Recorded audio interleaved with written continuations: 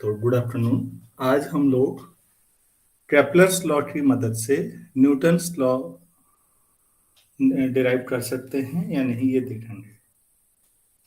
और ऐसा हम कर सकते हैं। न्यूटन्स लॉ हमने जो ग्रेविटेशन किया है वो डायरेक्टली एक्सपेरिमेंटल ऑब्जर्वेशन से हमने बता दिया। F is proportional to product of m1 m2 and F is proportional to 1/r² combine कर दिया। अब हमारे पास फॉर्मल वे में केपलर लॉ की मदद से हम प्रूव कर सकते हैं। केपलर का नियम क्या है तो उस पर हम बात करेंगे। पहले मैं आपको हेडिंग दिखा दूं। तो ये हेडिंग होगा Newton's law of gravitation from Kepler's laws. Newton's law of gravitation from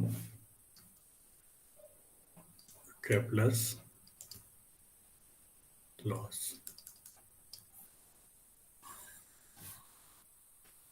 तो केपलर के नियम की मदद से हम कैसे न्यूटन्स लॉ ऑफ ग्रेविटेशन ला सकते हैं।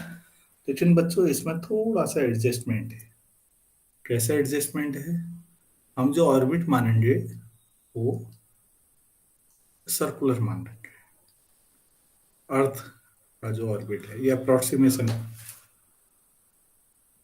मतलब सन यहाँ पर होगा बीच में और अर्थ कहीं यहाँ है। तो ये अर्थ के लिए नहीं, किसी भी प्लेनेट के लिए हो सकता है। तो मैं ई की जो बेहतर है कि मैं पी लिख दूँ, प्लेनेट कोई भी हो।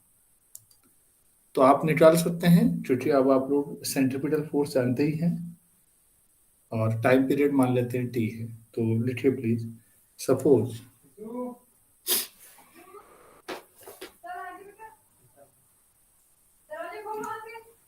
Suppose a planet revolve around the sun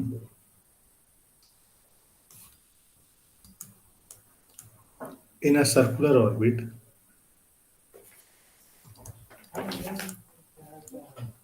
in a circular orbit of radius r। तो ये r रेडियस का हमने ऑर्बिट मान लिया, ठीक है। तो हम ऐसा करते हैं, सन के मास को कैपिटल एम ले लेते हैं क्योंकि वो बहुत भारी होगा प्लेनेट के मुकाबले, और प्लेनेट के मास को स्मॉल एम ले लेते हैं। Suppose mass of sun with capital M and that of planet be small m। हमने ये मान लिया और एंगुलर वेलोसिटी ओमेगा मान लिया। एंगुलर वेलोसिटी जो ओमेगा होगी किसकी मानी जाएगी, है सन की या प्लेनेट की?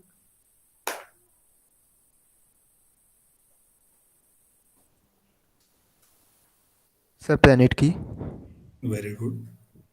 एंगुलर वेलोसिटी ऑफ प्लेनेट, ठीक है।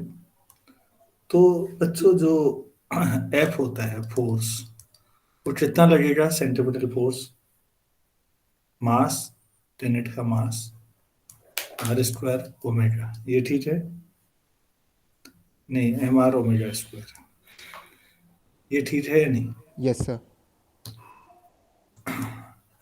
लेकिन आपने ऐसा भी पढ़ा होगा कि omega equal to 2 pi upon T. बच्चों देखो, टी टाइम में प्लेनेट पूरा एक चक्कर लगाएगा तो कितना एंगल घूमेगा?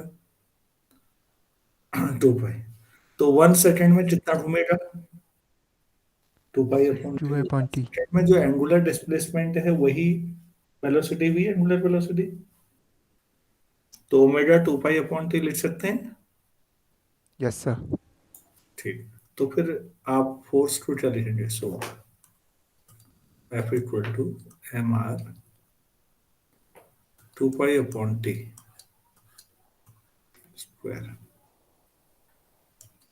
तो ये हो जाएगा 4 pi square mr upon T square. ठीक हो गया। केपलर का थर्ड लॉ कल हमने पढ़ा था। हाँ, उससे बच्चों हम टी स्क्वायर किससे प्रोपोर्शनल होगा? Sir R cube. According to Kepler's third law, T square equal to some constant into R cube. ऐसा होगा ना? के इज कांस्टेंट। तो फिर एफ क्या होगा? 4 पाई स्क्वायर mr अपॉन के आर क्यू। ऐसा रख सकते हैं। Yes sir. ठीक है। तो इसमें कांस्टेंट क्या क्या आया देखिएगा। 4 पाई स्क्वायर अपॉन के कांस्टेंट है, और एम अपॉन आर स्क्वायर ये आया।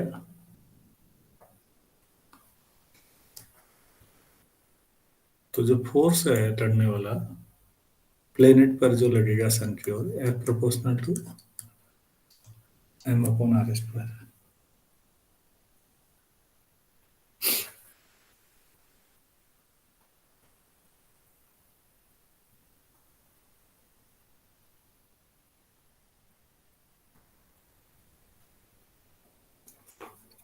इतना समझ में आया या नहीं आया? Yes sir. This is the force. ये किस पे लगेगा ये फोर्स? मैं ऐसे this is the force of attraction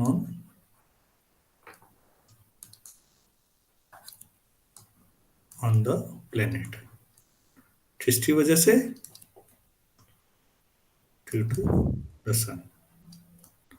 लेकिन मैंने आपको बताया था कि ग्रेविटेशन फोर्स पेयर में काम करता है ना, इक्वल एंड अपोजिट। तो इतना ही yes force. Sir. But gravitational force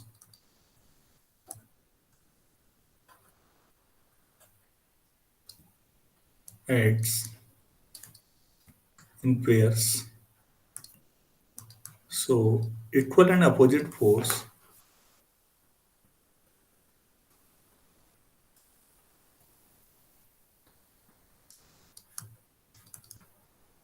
will act on the sun. तो सन पे भी ठीक इतना ही लगेगा या नहीं? Yes sir. ठीक हो गया।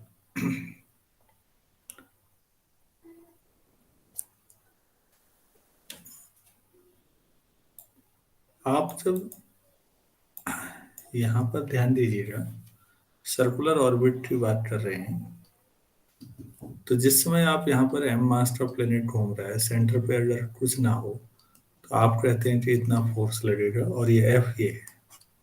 लेकिन अगर यहाँ पर कैपिटल एम मास रखा जाए, तो ये पहले यूनिट मास सोच लीजिए, तो टोटल फोर्स कितना लगेगा वो कैपिटल एम से मल्टीप्लाई कर लीजिए। अब लिखिए the force exerted by the planet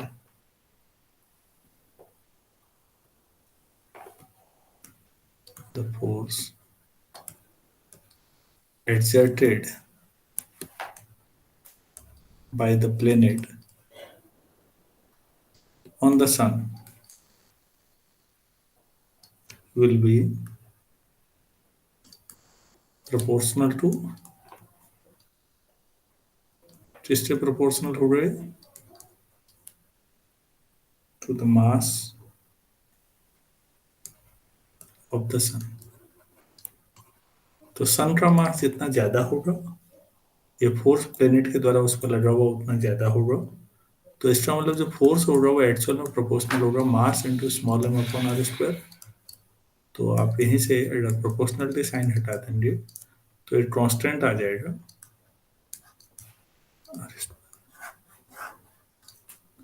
क्या ये क्लियर हो पाया आप लोगों को? Yes sir. तो F equal to G M capital small M upon R square है। तो आपने ट्रेपलर लॉ की मदद से न्यूटन लॉ डिराइव किया, बस थोड़ा एडजस्टमेंट किया, ऑर्बिट सर्कुलर लिया।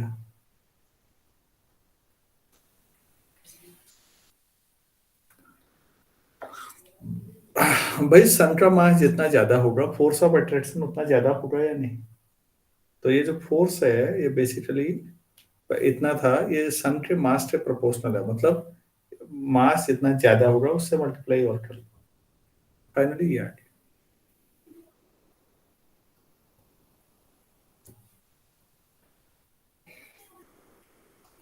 तो ये काफी बढ़िया रिजल्ट है, जिसमें आप केपलर लॉ में थोड़ा सा बदलाव करते हैं और Newton's law of gravitation direct कर लेते हैं।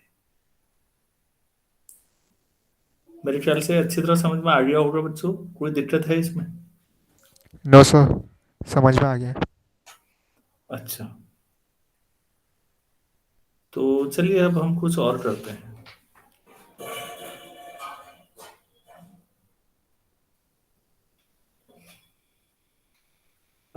जो हम लोग स्मॉल जी की बात करते हैं ना, हाई स्कूल लेवल पे हम लोग जब पढ़ते हैं, तो ये जो स्मॉल जी है बच्चों, ये दुनिया में अलग अलग जगहों पर अलग अलग होता है।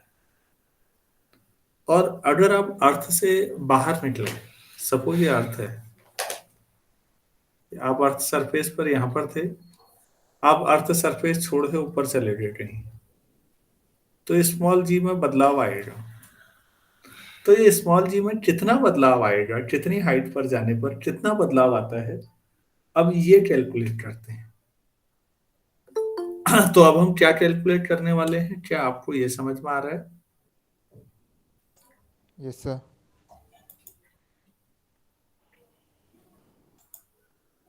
तो अब हम लोग कैलकुलेट कर रहे हैं, क्या बात सुमित आज?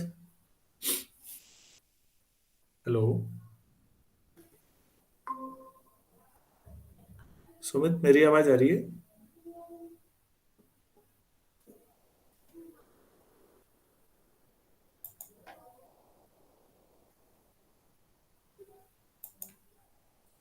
सुमित, मेरी आवाज आ रही है क्या?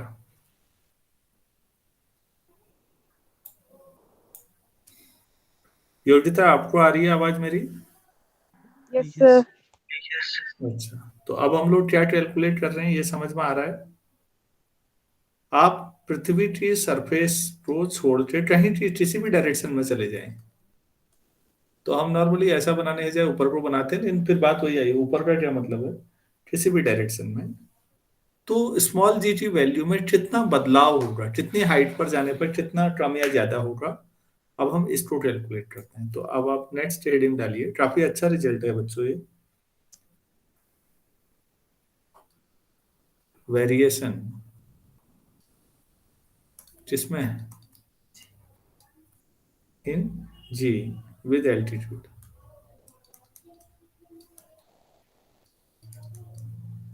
तो एल्टीट्यूड का क्या मतलब है ये समझिएगा, क्योंकि अर्थ में नीचे की तरफ है, तो आसमान ऊपर इधर को दिखेगा उस व्यक्ति को, और उसे वही एल्टीट्यूड ऊपर को लगेगा। तो जितनी हाइट पर हम जा रहे हैं, तो कितना बदलाव होगा। तो ऐसा करते हैं, ये अर्थ है, और इसके सेंटर से आप मान लीजिए कुछ दूरी पर आप यहाँ पर है, सपोज ये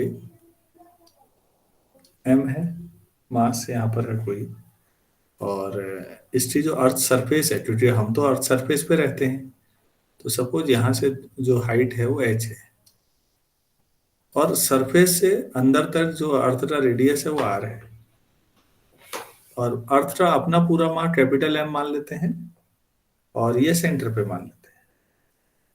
पर डायग्राम इतना ही है, क्लियर हुआ या नहीं? Yes yes sir. सर। तो let us consider a mass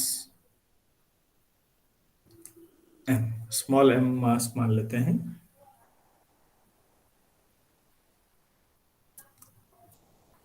small m line on the surface of earth. पहले अर्थ सरफेस पे मान लेते हैं इसको, चलो शुरुआत में, बाद में भेजा गया है, सोच लेंगे उतना हाइट पर। तो मैंने मान लिया कि एक एम स्मॉल एम मास है line on the surface of earth, और अर्थ का मास हम मान लेते हैं कैपिटल एम। तो जेन जी इक्वल टू कितना हो जाएगा, हमने पढ़ा था अगर आपको याद हो, G M upon R square. R square. Very good. अब हमने क्या किया, इस एम मास को एच हाइट पे ले गए, जो कि मैंने बना रखा है। Suppose the mass M reaches a height h, reaches a height h height पे ये पहुंचता है, मान लेते हैं, ठीक है। तो वहां पर मान लो जी की वैल्यू जी डैश हो जाती है। सपोज जी बिकम्स कितना बन जाता है, जी डैश एट हाइट एच, इस हाइट पे जी डैश बन जाता है। चलो तो यही फॉर्मूला फिर लगाइए बच्चों। तो इस बार जी डैश कितना होगा, जी एम अपॉन आर कीजिए ऊपर। देखो पहले वाले केस में सोचो बच्चों, ये अर्थ है और यहीं पर एम मास का पार्टिकल है, तो केवल रेडियस आया, ये पहला वाला। अब ये मास की सेंटर से डिस्टेंस आर प्लस एच है, तो ऐसा लिख सकते हैं या नहीं? Yes, yes sir. सर। ठीक हो गया, तो डिवाइड कर देते हैं। सो जी डैश अपॉन जी कितना आएगा, तो जी डैश का मतलब G M upon R plus h square. G नीचे आया तो ये हो जाएगा R square upon G M. तो जी एम कैंसिल हो जाएगा, तो g dash equal to R square upon R plus h square into जी।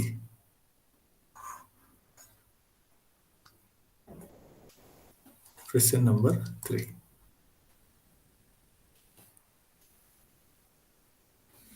ठीक है, अब एक बात बताइए, आर और आर प्लस एच में बड़ा कौन होगा?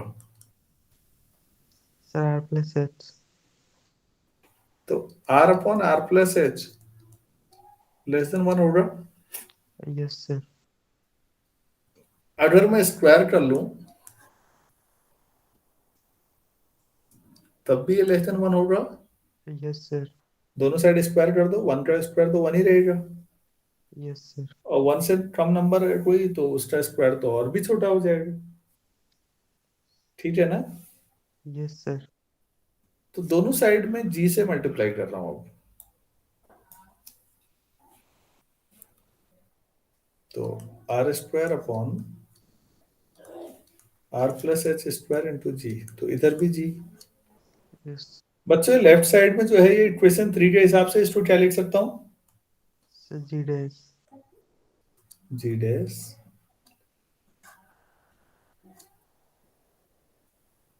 ठीक है या नहीं?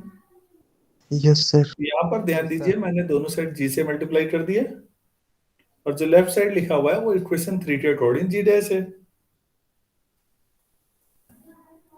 तो हमें क्या कंक्लूजन मिला यहां से, पहला निष्कर्ष हमने क्या निकाला, क्या बात समझ में आई? सर ऊपर जाने से G की वैल्यू कम हो जाती है। स्मॉल जी की वैल्यू अगर आप अर्थ सरफेस को छोड़ के स्पेस में जाना शुरू करें, अब ऊपर का मतलब समझिएगा यहां पर सभी लोग, तो स्मॉल जी की वैल्यू में कमी आती है। अभी कितनी कमी आती है ये नहीं जान पाए हम, अभी वो जानेंगे।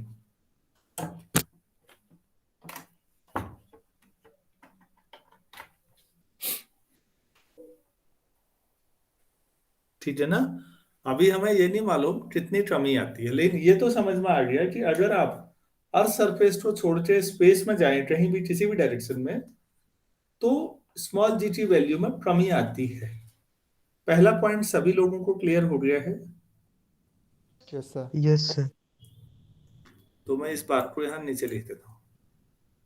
सो value of g, small g का मतलब acceleration due to gravity reduces if we go outside the earth। अगर हम पृथ्वी से बाहर कहीं को भी जाते रहें तो जी की वैल्यू में कमी आती है। ठीक, कितनी कमी आती है ये भी तो निकालना है। तो या तो आप इसी में रख दें कैलकुलेशन, ठीक है, इक्वेशन 3 में। इसी को थोड़ा सा और एक्सप्लोर करते हैं हम लोग, इसको यहां पर रखता हूं।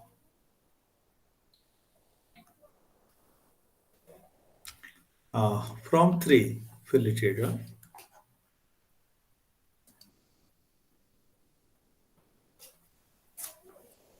जी dash equal to R square upon, R square यहां से भी कॉमन ले लो बच्चों, तो अंदर 1 + h/r स्क्वायर जी आ जाएगा, और आप इसे 1 + h/r की पावर -2 इंटू जी लिख सकते हैं। जी डैश,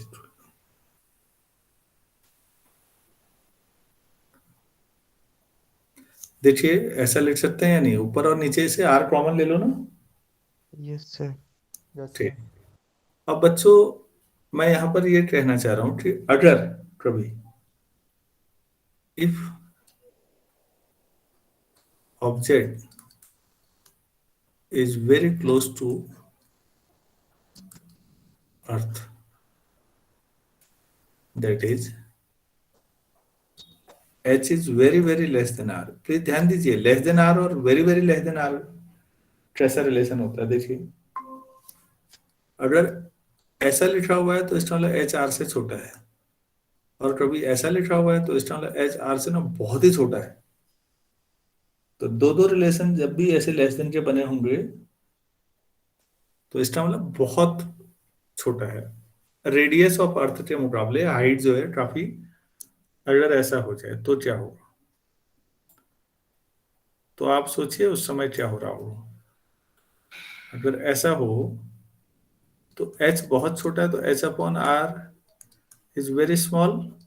यस सर। ठीक। तो बच्चों मैं बाइनोमियल थ्योरम का एक रिजल्ट बता रहा हूं आपको,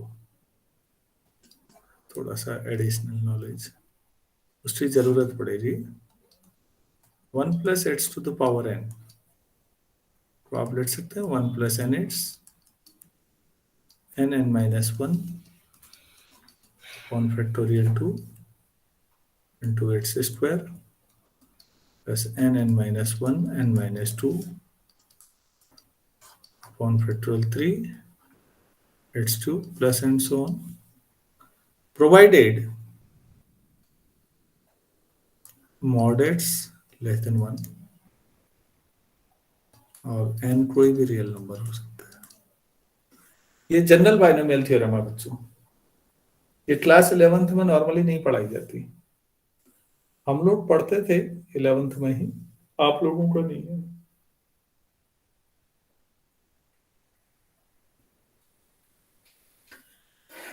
तो यहां पर गौर करिए, अगर x 1 से, यहां पर x टीजर क्या है, अब ध्यान दीजिए, मुझे यहां पर लगानी जो मैंने टिक किया है, जरा इस पर गौर करिए। h/r बहुत छोटा है या नहीं। Yes sir. अगर कोई चीज बहुत छोटी है तो उसका स्क्वायर बड़ा होगा कि और छोटा हो जाएगा। सर छोटा हो जाएगा। तो तो x² नेगलेक्ट किया जा सकता है, यस सर। x³ तो और भी छोटा हो जाएगा। Yes sir. तो ये सब नेगलेक्ट किए जा सकते हैं, केवल दो टर्म लिखी जा सकती है। तो बाइनोमियल एक जनरल मैंने बता दिया, और मैं आपको ये भी बता रहा हूं इसमें, if x is very small तो आप 1+h⁴n को केवल लिख सकते हैं 1+n⁻⁻⁻. लगभग इतना काफी है. तो मैथ्स की इतनी नॉलेज फिजिक्स में आपको मदद कर देगी. तो मैं ये कह रहा हूं अगर ऑब्जेक्ट बहुत क्लोज है तो आप ऐसे लिख सकते हैं. तो बच्चों मैं क्या कर रहा हूं जरा देखिएगा. सो g dash equal to 1+h/r⁴ into g. इसको लगा रहा हूं और ये बाइनोमियल का जो रिजल्ट है ध्यान दीजिए. तो मैं क्या लिखूं इसको. g dash equal to, please ध्यान दीजिए -2 n की जगह पर है n और h का प्रोडक्ट है यहाँ पर. Yes Yes, sir. तो इसे क्या लिखूं. 1 -2h अपॉन इंटू. जी.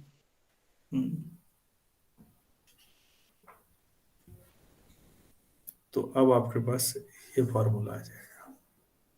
ये कब लागू हो रहा है ध्यान दीजिएगा. नेक्स्ट इक्वेशन जो भी नंबर है ये तब है जब h वेरी वेरी h मतलब पृथ्वी सरफेस से बहुत ज्यादा ऊपर नहीं गया. अरे अर्थ का रेडियस लगभग कितना है भाई. Sir 64,000 kilometre. 6,400 6,400 किलोमीटर.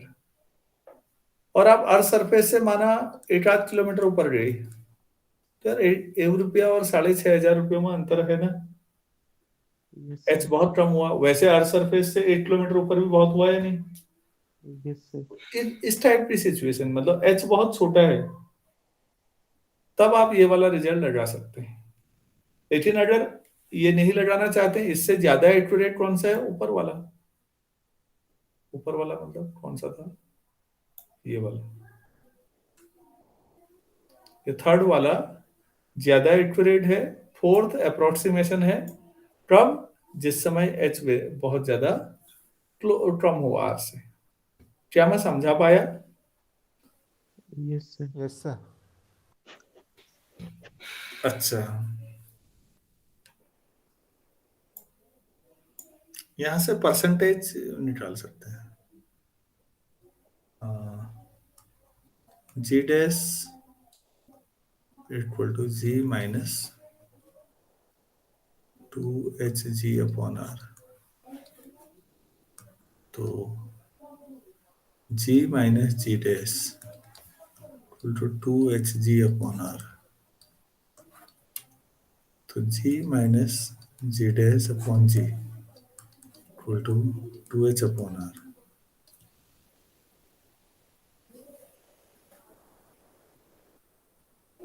तो g minus g dash upon g into 100 equal to 2h/r into 100. ऐसा लिख सकते हैं. Yes sir. तो परसेंटेज डिक्रीज इससे आ जाएगा. ये क्या है. परसेंटेज decrease in ji equal to 2h/r into 100. तो जी में कितने परसेंट की कमी हुई कितनी हाइट पर. तो आप उस हाइट को रखिए और निकाल लीजिए परसेंट आ जाएगा.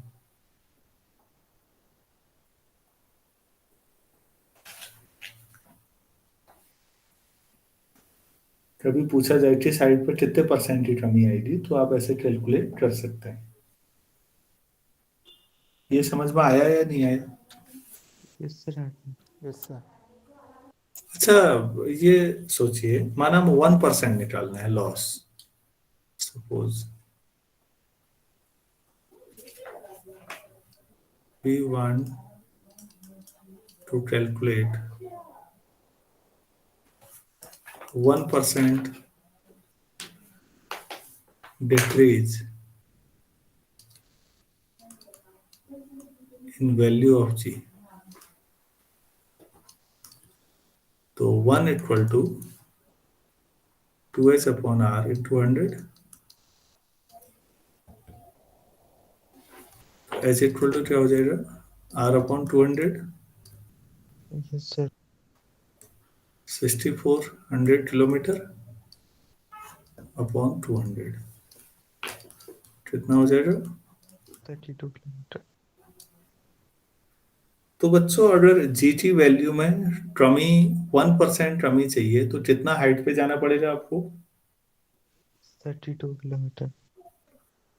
32 किलोमीटर जाना आसान नहीं है स्पेस में ऊपर। 1% ट्रमी भी 32 किलोमीटर जाके आएगी यार।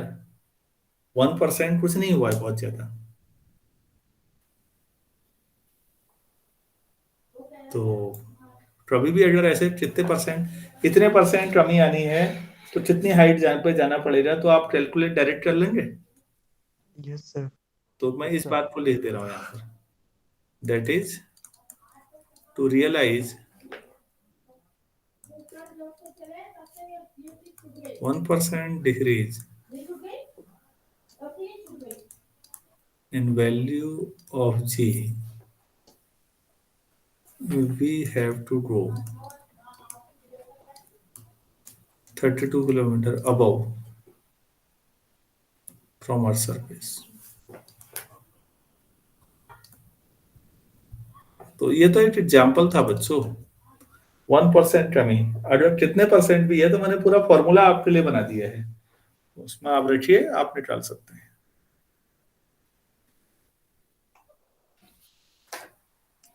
कोई ऐसी चीज है जो समझ में ना आई हो तो अभी तक बोलिएगा। No sir. अच्छा ठीक है। तो अर्थ सरफेस के आसपास ऐसी वेट में कितनी कमी आएगी पूछा जाए थोड़ा सा ऊपर जाके, तो आप वो भी निकाल सकते हैं। हम यस इसे सर। क्वेश्चन के तौर पर करा देता हूँ मैं। ये नोट कर लिया हो तो मैं आगे बढ़ रहा हूँ।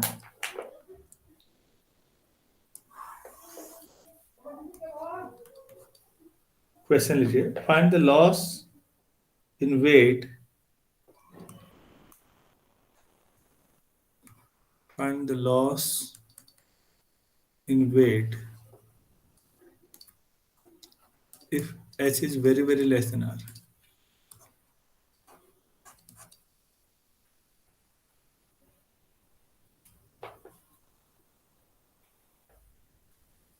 ठीक है, मान लेते हैं अर्थ सरफेस पर किसी का वेट mg था। Let weight of an object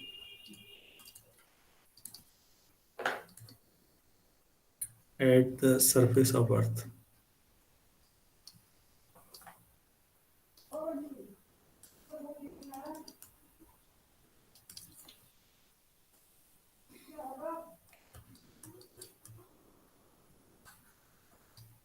at height h, h is very less than r। हाँ, g डैश कितना हो जाएगा? अभी मैंने बताया था आपको, g times 1 minus 2h upon r, याद है? Yes sir. So weight at height h कितना हो जाएगा?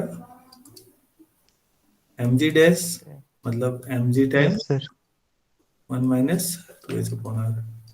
तो अर्थ सरफेस पर आपका वेट इतना था, एच हाइट पर इतना हो गया, जाहिर सी बात है कम है। ऊपर को आपने कहा जी कम होता है तो वेट भी कम हो जाएगा, तो हमें यस लॉस ही सर। तो निकालना है। तो सो लॉस इन वेट क्या कर दें, अर्थ सरफेस पे जो वेट था mg, उसमें से क्या सब्ट्रैक्ट कर लें, 1 माइनस 2h अपॉन r। तो mg कॉमन ले लीजिए, या माइनस mg कट जाएगा, ये अंदर जाएगा तो plus 2mgh upon r। This is the loss in weight. Please ये फॉर्मूले याद मत रखिएगा, फॉर्मूलों को याद करने की जरूरत नहीं है, कैलकुलेट।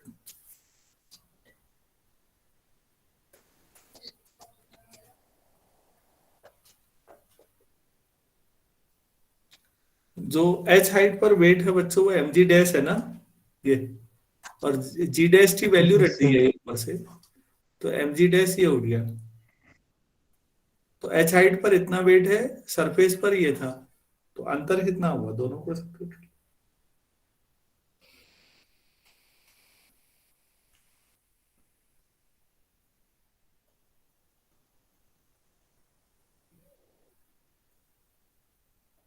क्लियर हो गया है आप लोगों को? Yes sir. Yes sir. अच्छा,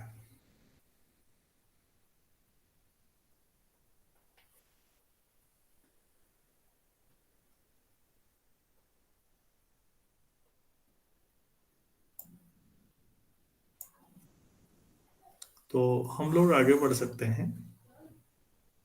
एक न्यूमेरिकल नोट करिए तो, find the height above the earth,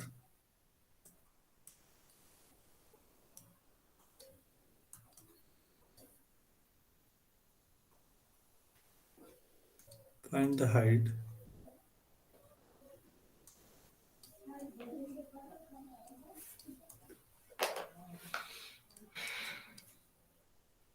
above the earth's surface at which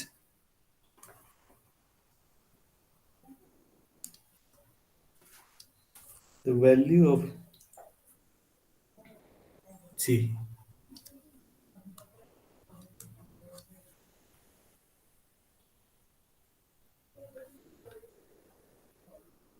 reduces to half of its value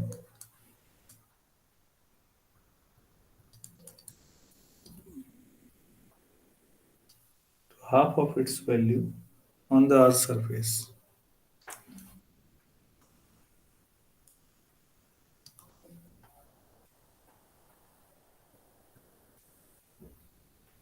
On the earth surface, तो अर्थ सरफेस पर जी की वैल्यू जितनी है उसकी आधी हो जाए, जी डैश जो है वो जी बाई टू हो जाए, तो फिर एच कितना होगा?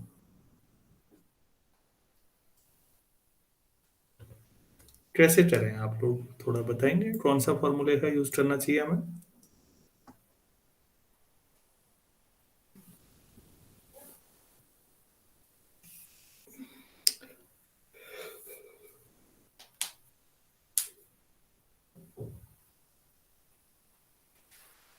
हम्म, अभी बताया है बच्चों, पीछे सर देखो ना। Sir g dash equal to g minus one R upon into g, यही था या नहीं? Yes sir. तो जी डैश कितना चाहिए आपको?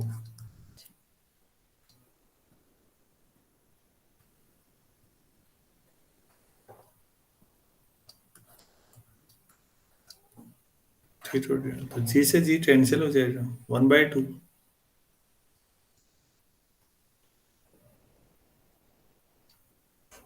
One upon one plus h upon R square, तो one plus h upon R square equal to two, one plus h upon R root two, तो h upon R root two minus one, तो h equal to R times root two minus one, इतनी height पे अगर आप चाहेंगे तो जी की value इतनी हो जाएगी। इतना आंसर भी आप लिखेंगे तो भी सही माना जाएगा। और अगर आपको इससे ज्यादा करना है तो रूट टू ही वैल्यू क्या रखेंगे आप?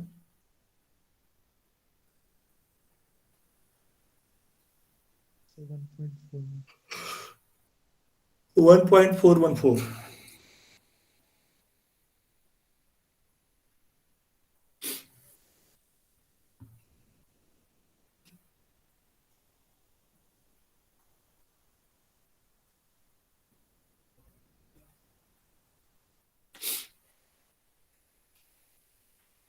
1.414 रखे भी आप, आर की वैल्यू रख दीजिएगा, वैसे भी कर सकते हैं वरना ये पर्याप्त है। तो आपने इससे ये सीखा कि अगर इन जनरल के साइड पे ले जाएं। वो जो माइनस वाला फॉर्मूला है बच्चों, उसमें ध्यान रखना है, वो तभी सही है जब h is very very less than r है, वरना यही फॉर्मूला ज्यादा सही है।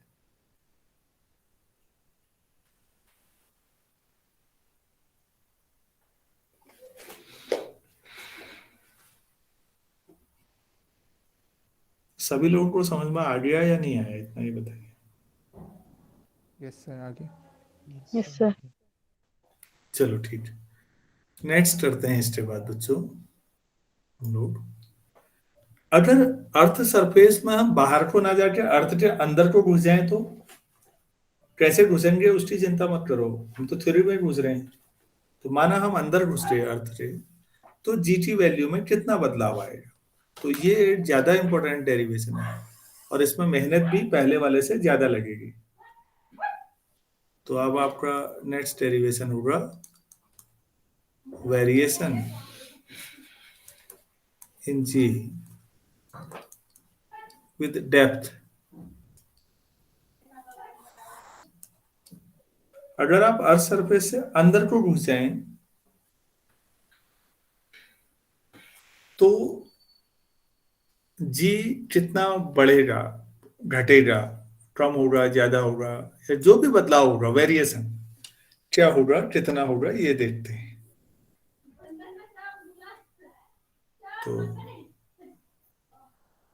तो बच्चों मान लो ये अर्थ सरफेस है, ये हमारे पास, और आप अर्थ सरफेस पर हैं कहीं पर।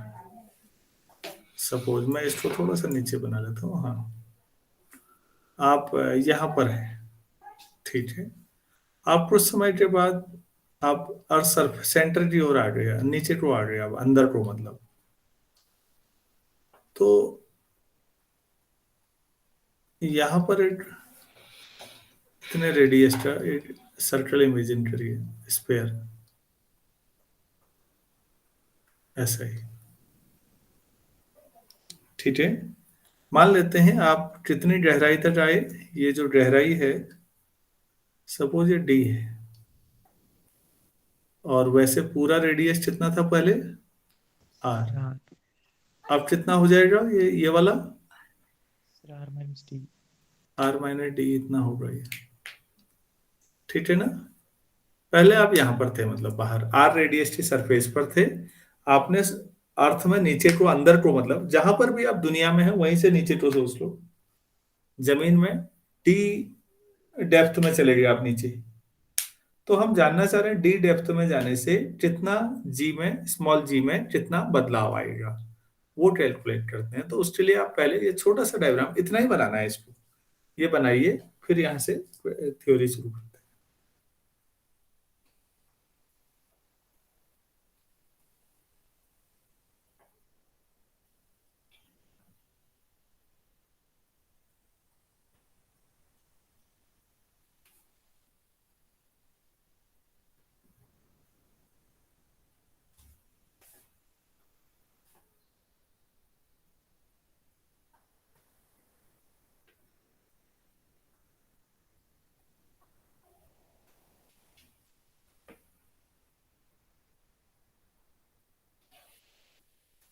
बना लिया आप लोगों ने? Yes sir. Yes sir. ठीक है बच्चों, चलिए लिखते हैं।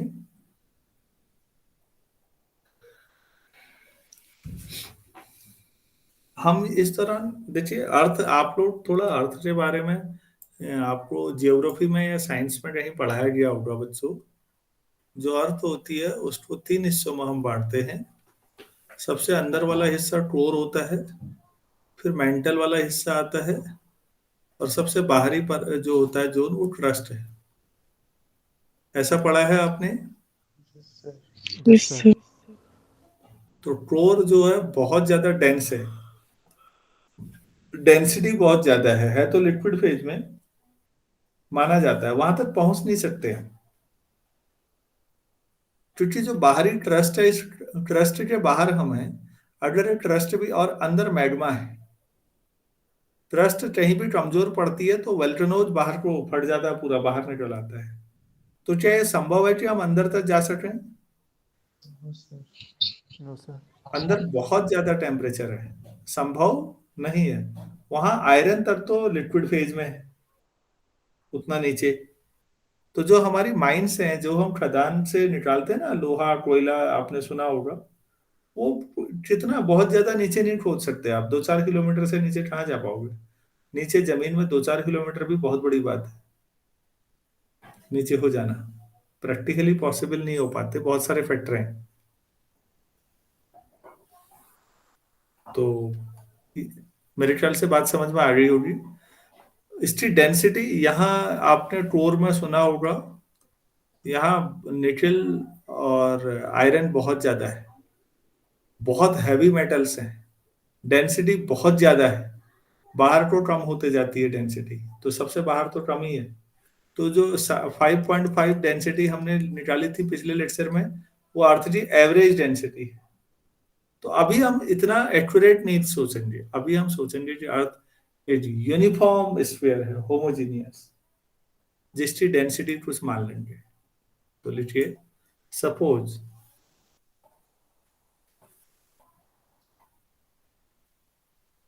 अर्थ be a homogeneous sphere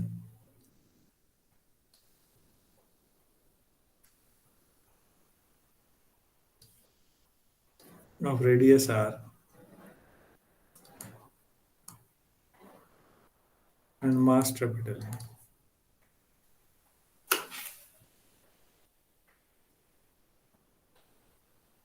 Let a body be kept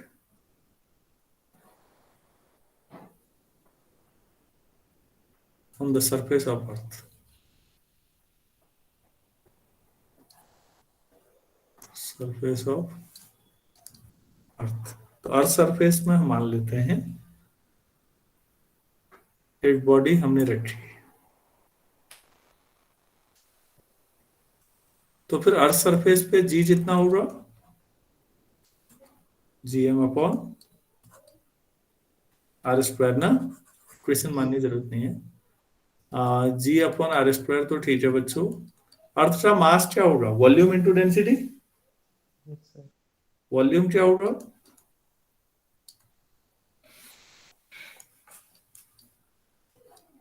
density ये मान लीजिए। तो आपके पास जी कितना आ गया? 4/3 GR। क्या ये क्लियर है आपको यहां तक? Yes sir. Yes sir. अच्छा, एक बात सोचो यार, यहाँ पर जब आप अर्थ सरफेस पर थे, यहाँ पर, तो आपके और अर्थ के बीच का जितना भी मास था वो सेंटर की ओर खींच रहा था पूरा आपको।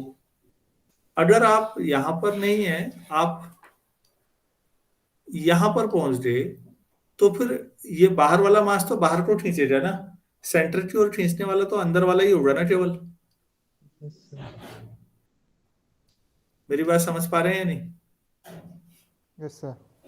अगर आप अर्थ सरफेस पर हैं तो ठीक है, पूरा मास आपको अर्थ स्फीयर का मास सेंटर की ओर खींच रहा है sphere.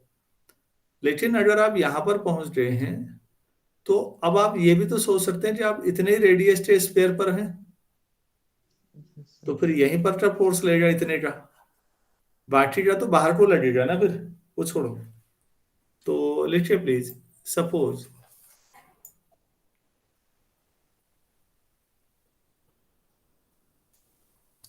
we reach in a depth d towards center of earth। तो अर्थ से सेंटर की ओर हम पहुंचे डी पर।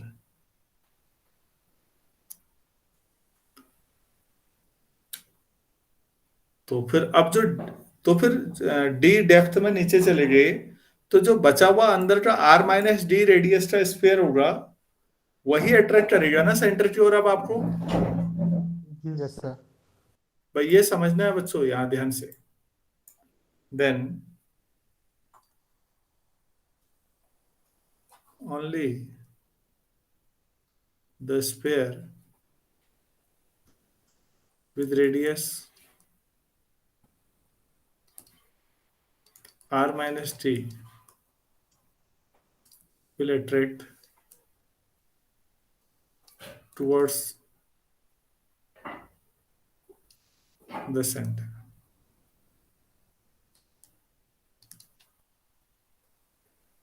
ऐसा होगा या नहीं होगा?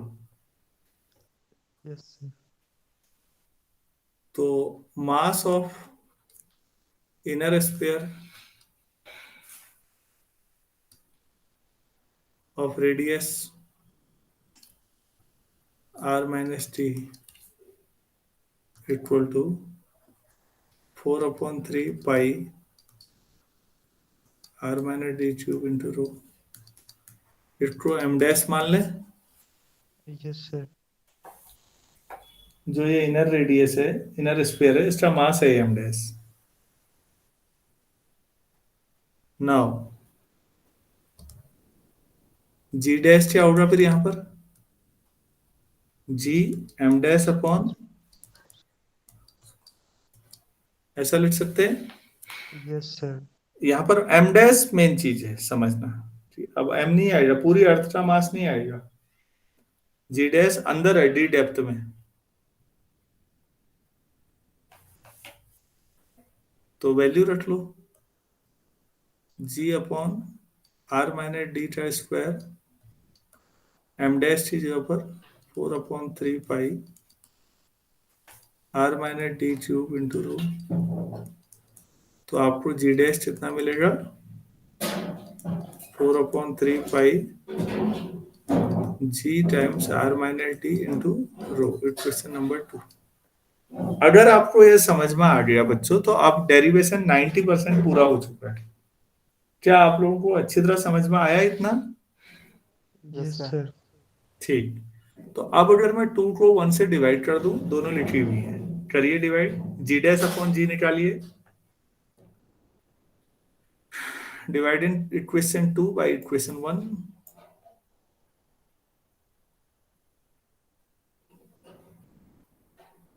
तो जी डैश अपॉन जी निकालिए, कितना आएगा?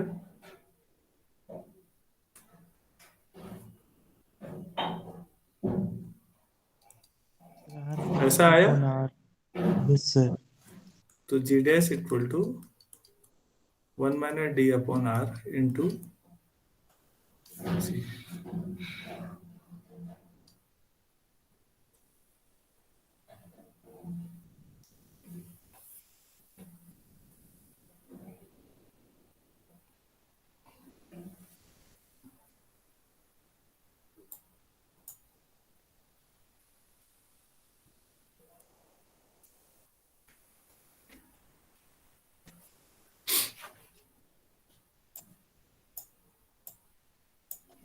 अच्छा, अब यहां पर देखिए, फिर वही बात.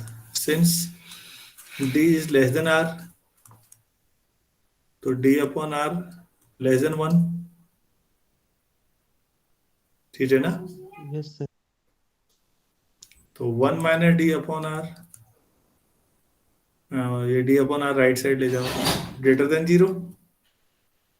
Yes, sir.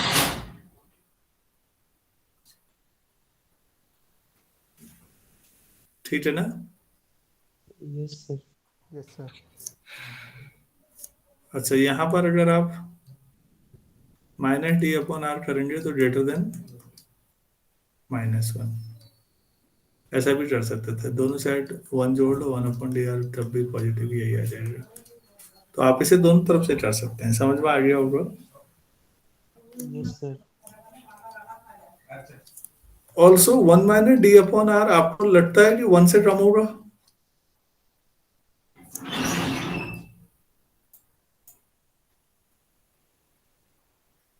हम्म, 1 माइनस डी अपॉन आर 1 से कम हुआ है नहीं?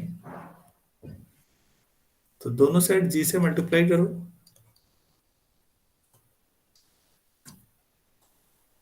और लेफ्ट साइड वाला जी डैश है, तो इसका क्या मतलब हुआ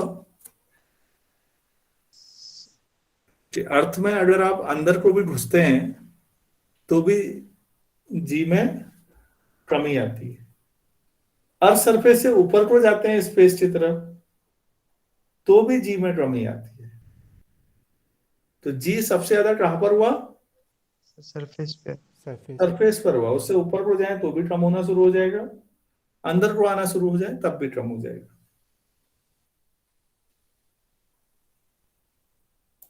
क्या ये डेरिवेशन अच्छी तरह समझ में आया? इसको कोई इक्वेशन नंबर डाल लीजिएगा जो भी है।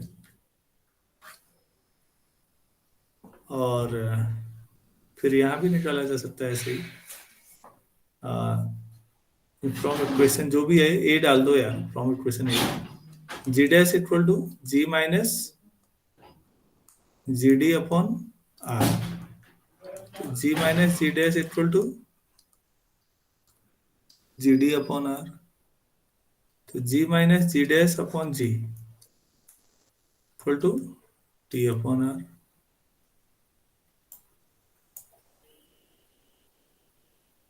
तो g minus g dash upon g into 100 equal to d upon R 200। तो percentage decrease in ji equal to d upon R 200।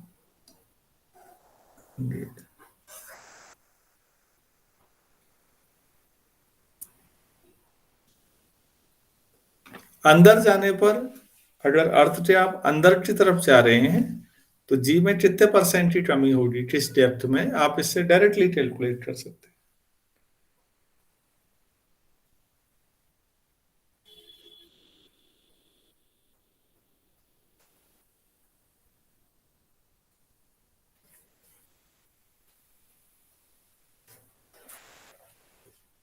हो गया? Yes sir. Yes sir. अच्छा, तो 1% की कमी अगर आपको चाहिए तो आप कितना डेप्थ में जाएंगे?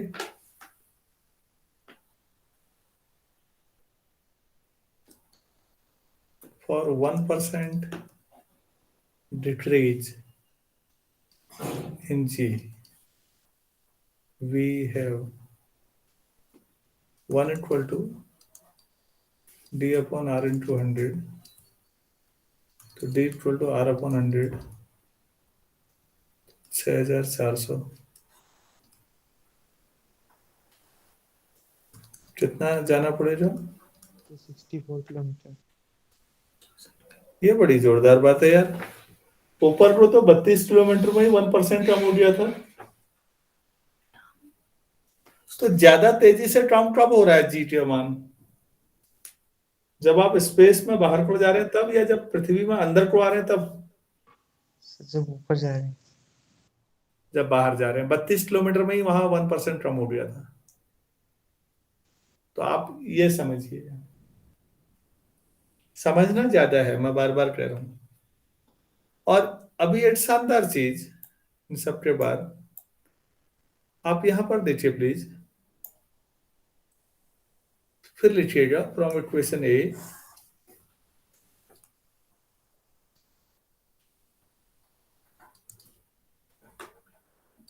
When D equal to R, G dash क्या हो जाएगा?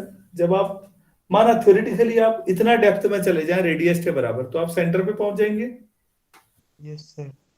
तो फिर जी डैश क्या हो जाएगा वहां पर? 0। पृथ्वी सबको कहां को खींचती है? दुनिया में हर चीज को अर्थ कहां को खींचती है? सेंटर की अपने ओर। सेंटर की ओर। और सेंटर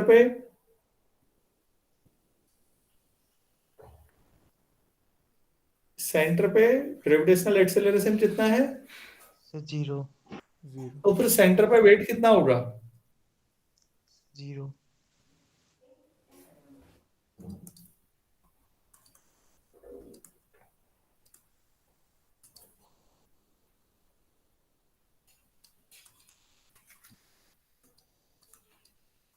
तो दुनिया में अर्थ बड़ी जोरदार चीज है जो सबको अपनी ओर खींचती है, अपने सेंटर की ओर खींचती है। और अगर सेंटर पे पहुंच जाओगे तो फिर वहां पर कोई एक्सेलरेशन नहीं, कुछ नहीं, वहां नहीं खींची थी। अपनी सिमेट्री की वजह से सोचो बच्चों, ये बहुत शानदार रिजल्ट है। थ्योरेटिकली है ये, कभी अंदर जाना तो संभव है ही नहीं कभी किसी के लिए। तो हमने जो सीखा वो ये है कि अगर आप अर्थ सरफेस से ऊपर जाएं तो जी स्मॉल जी टी वैल्यू में कैसे बदलाव आता है, और अगर अर्थ के अंदर जाएं तो कैसे आता है। सभी लोगों को इतना क्लियर हुआ या कोई पूछना है? सर क्लियर हो गया। ठीक। तो बच्चों ये बहुत शानदार लॉजिक था। आज इतना ही करते हैं इस पर, हाइट के साथ। नेक्स्ट क्लास में कुछ और सीखेंगे स्मॉल जी के बारे में। किसी को कुछ थैंक यू कहना सर। पूछना है तो बोलिएगा।